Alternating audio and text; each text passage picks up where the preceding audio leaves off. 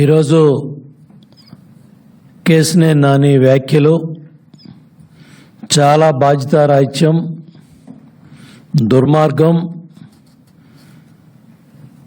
అవకాశవాద రాజకీయాలకి, దిగజారుడు రాజకీయాలకి ప్రతీక. 2 సార్లు బీఫామ్ ఇచ్చి నిన్ను విజయవాడ పార్లమెంటు లోక్సభ సభ్యుడిగా చేస్తే చంద్రబాబు నాయుడు గారు బంగారం, లోకేష్ బాబు బంగారం.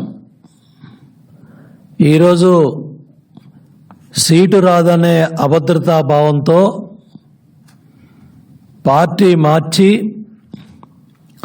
ఒక అవినీతిపరుడు land, sand, wine, mine, cent పట్టాలో 2,55,000 కోట్ల దోపిడీ చేసిన ఒక అవినీతిపరుడు పక్కన చేరి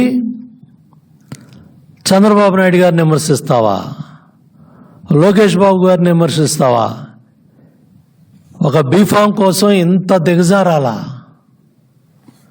ఒక ఎమ్మెల్యే ఉద్యోగం కోసం, ఒక ఎంపీ ఉద్యోగం కోసం ఇంత దిగజారాలా కేశినేని నాని?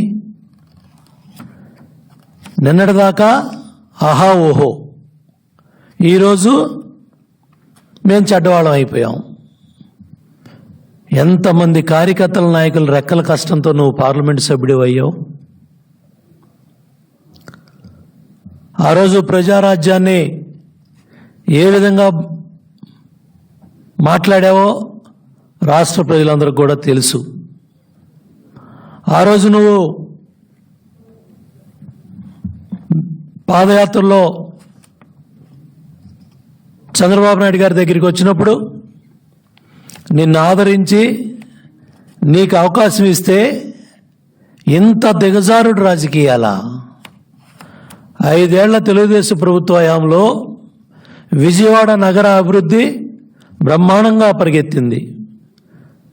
ఆ రోజు మేయర్గా కోనేరు శ్రీధర్ గారు, శాసనసభ్యులుగా